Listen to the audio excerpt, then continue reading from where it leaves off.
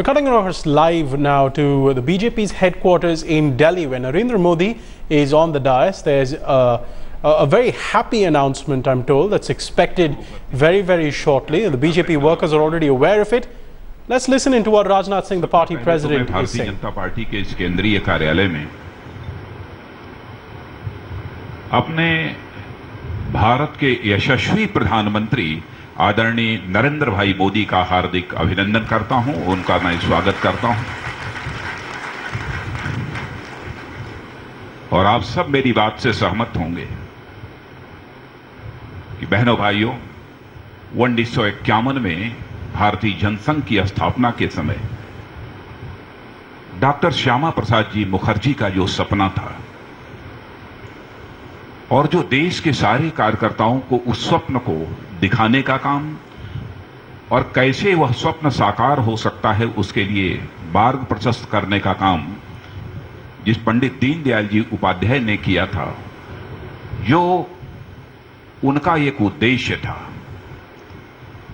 आज हम सब पूरी तरह से आश्वस्त हैं कि डॉक्टर श्यामा प्रसाद जी के उस सपने को साकार करने की दिशा में और पंडित दीनदयाल जी उपाध्याय जैसे भारत का निर्माण करना चाहते थे, वैसे भारत के निर्माण के दिशा में आगे बढ़ने का अब मार्ग पूरी तरह से प्रशस्त हो चुका है। मैं सबसे पहले तो आप सबको बधाई देना चाहता हूं कि इस 16वीं लोकसभा का चुनाव जो 2014 में हुआ है, नरेंद्र भाई जानते हैं, अनभिज्ञ नहीं है। पूरे देश के संगठन के कार्यकर्ताओं के साथ उनका एक दिली लगाव पहले भी रहा है और आज भी उनका दिली लगाव बना हुआ है। हमारे कार्यकर्ताओं ने अथक परिश्रम किया है। हमारे इलेक्शन कैंपेन कमेटी में लगे हुए जो कार्यकर्ता थे, साथ ही हमारे इस कार्यालय में काम करने वाले जो हमारे कार्यकर्ता थे, उन्हें मैं कार्यालय कर्मचारी नहीं कहना चाहता हूं, बल्कि हम अपने कार्यालय के एक सम्मानित कार्यकर्ता के रूप में संबोधित करना चाहता हूं।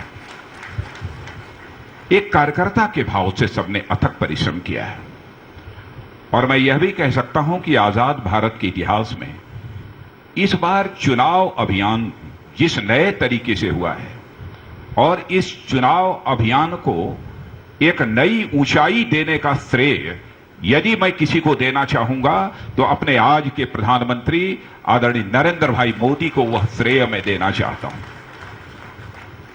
मुझे यह कहने में कोई संकोच नहीं है कि भले ही मैं पार्टी का राष्ट्रीय अध्यक्ष था और आज पार्टी का मैं राष्ट्रीय अध्यक्ष हूं, लेकिन शायद नरेंद्र भाई मोदी हमारे प्रधानमंत्री पद के उम्मीदवार न होते तो भारत के इस चुनाव अभियान को जो ऊंचाई और जो एक नयापन मिलना चाहिए था, वह शायद वह ऊंचाई और वह नयापन हमको हासिल नहीं हो पाता। और ऐसा अथक परिश्रम मैं बीच बीच में बराबर टेलीफोन से जब भी हमारी बातचीत होती थी, मैं ये पूछता था कि नरेंद्र भाई आप सोते कब हैं, आप क्या खाते हैं, क्या करते हैं। उन्होंने बताया कि मैं 3 घंटे से 4 घंटे तक विश्राम करना हमारे लिए पर्याप्त हो जाता है और प्रातःकाल 6 बजे तक मैं पूरी तरह 5:30 बजे तक पूरी तरह से तैयार हो जाता हूं। सचमुच मुझे आश्चर्य हुआ। उनके अथक परिश्रम का भी यह परिणाम रहा है, सभी कार्यकर्ताओं के परिश्रम के साथ साथ जो इतनी शानदार हमको सफलता मिली है। बहनों भाइयों, आप सबने एक निर्णायक जीत दर्ज कराई है और उसके परिणाम स्वरूप भारतीय जनता पार्टी ने भारत की राजनीति में एक नए युग का आगाज किया है। जीत तो दर्ज हो गई है, लेकिन मैं मानता हूं कि इस जीत के साथ साथ नई संभावनाओं का द्वार भी हमारे सामने अब पूरी तरह से खुला हुआ है।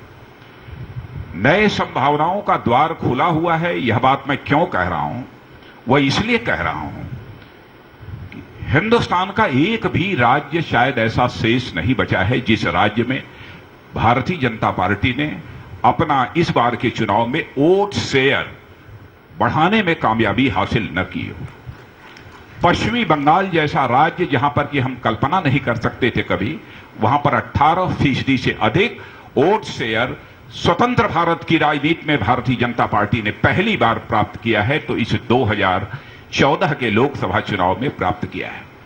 सभी राज्यों के वोट शेयर की मैं यहां चर्चा नहीं करना चाहता हूं। उत्तर प्रदेश हिंदुस्तान का सबसे बड़ा राज्य है। उत्तर प्रदेश में भी आज तक भारतीय जनता पार्टी का वोट शेयर इतना नहीं रहा है कि जितना कि इस बार भारतीय जनता पार्टी का वोट शेयर रहा है। लेकिन एक तरफ जहां पर संभावनाओं के द्वार खुले हैं, वहीं पर दूसरी तरफ हम सबके सामने चुनौतियां भी हैं। एक विजय हमने हासिल की है। शीघ्र ही हमारे सामने कई राज्यों के चुनाव हैं। महाराष्ट्र, हरियाणा, झारखंड, जम्मू कश्मीर सहित कुछ प्रमुख राज्यों के चुनाव विधानसभा के भी होने वाले हैं।